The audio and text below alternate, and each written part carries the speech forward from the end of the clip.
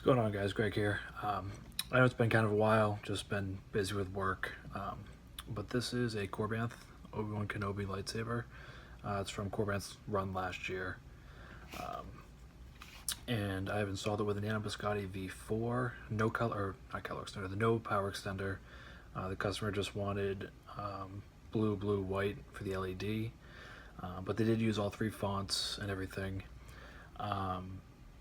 So yeah, no, this is a relatively easy build. It's 7/8 inner diameter all throughout. There were a couple small issues that the customer and I talked about. First is that if you notice, there's no cover tech wheel, and that's because it's already packed up, ready to go. But the screw that came with the kit, it wasn't long enough, or it was just stripped at the start of the hole.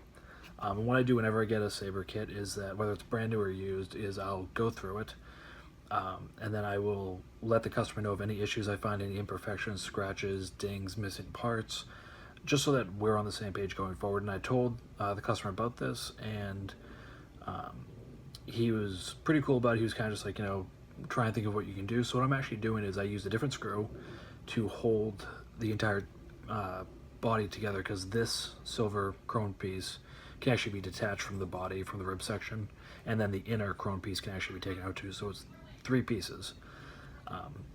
So I use this screw to hold it all together, which is how the body usually is, and then I have the original screw and the cover tech going back to the customer, and then he can find a screw that's long enough and basically use that if he wishes. And this is kind of gives him two options, because the original screw would stick out about 1/2 inch, so that didn't work.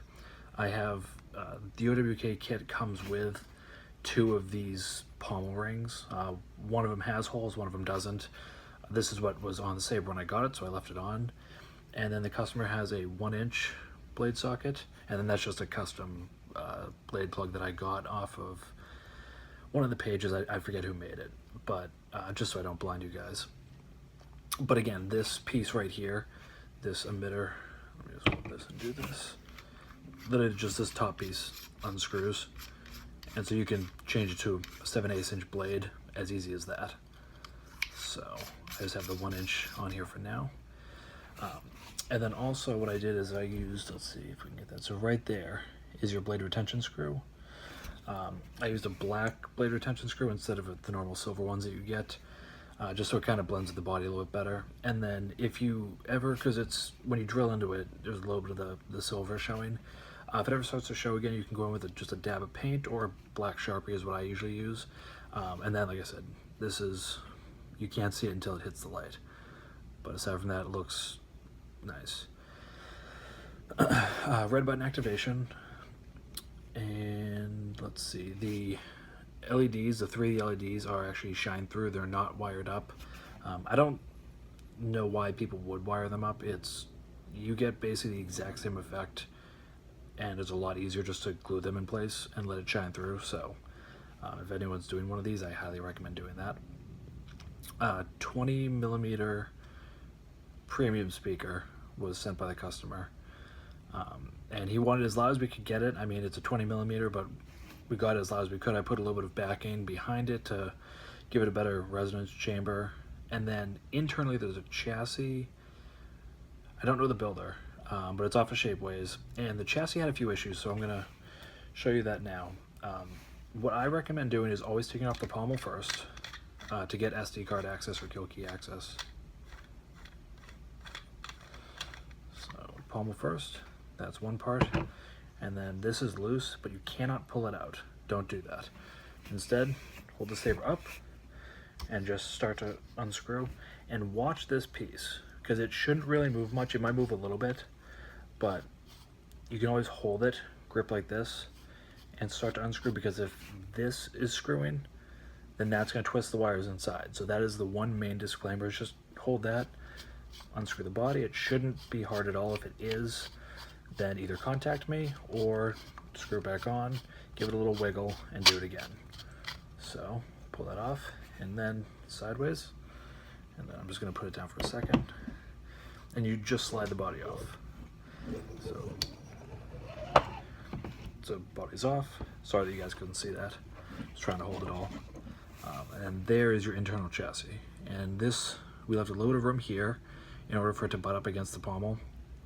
And so the other issue that we had was this chassis was originally one piece. If you look right here, this was all one piece there. And the way it sat, it was next to impossible to get the SD card out. It was an oddly placed design. And so what I ended up doing was cutting the chassis and then painting the parts. So it looks like two separate chassis.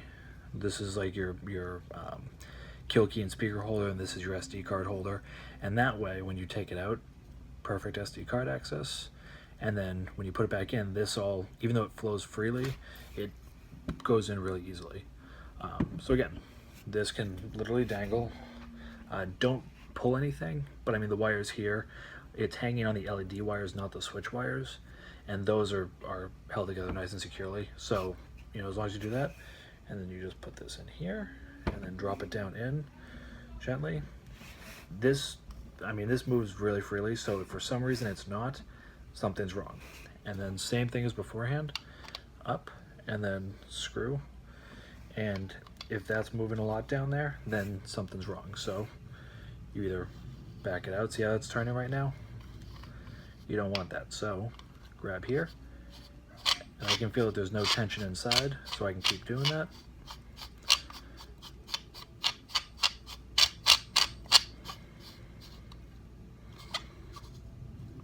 Yep. And that feels okay.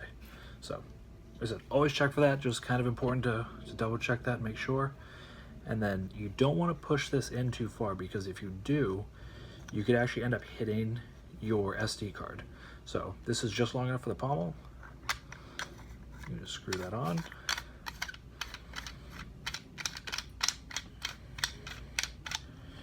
A couple wiggles, and then no rattling, okay? So then just for the sound fonts, we have 3, all by KSith. One is his, or 2 of them are his Obi-Wan Kenobi fonts, different versions of it, both unreleased, with custom boot sounds. And then the third one is the sound font that he actually, I commissioned him for my GCS Ascend, and it's called Ascension. And then we put a custom boot sound on that. So 3 sounds, all the exact same LED color, and then we will get it booted up. I'm not sure which bank it's on. I think it's on Ascension. Only a Sith deals in absolutes. Yeah. I will do what I must.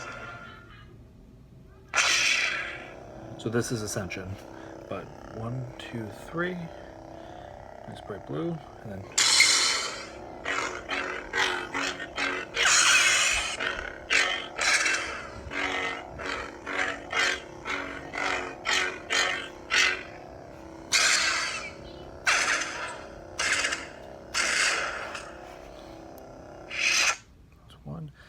And the other thing I'm going to keep telling customers is the Nano Biscotti V4 has a new feature where it is, you press and there are 2 beeps. First beep is mute, second beep is changing banks. So, mute, and then normal power off. Hold it and keep holding it if you want to change banks. Hello there. And this is one of KSith's original, or Obi-Wan Kenobi fonts.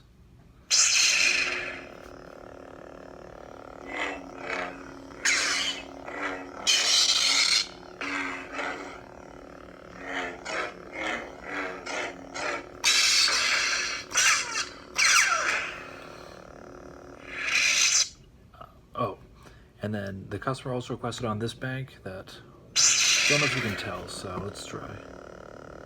Yeah, so you can see that pulse there. So for this bank, the customer wanted a pulse. And then for the second bank, they wanted a flicker. Saber Anakin! I have the high ground!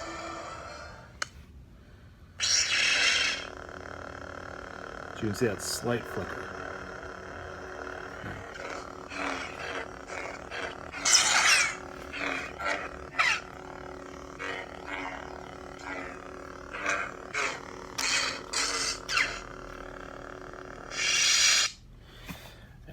that is it. Like I said, the biggest thing to remember is just being careful taking the chassis out. It's a small inner diameter, so that is one of the few issues with these sabers, but smaller saber means it looks more realistic, so can't have everything, and I prefer a smaller saber. So just be careful with the chassis for the customer. Aside from that, you are good to go. Thank you, guys.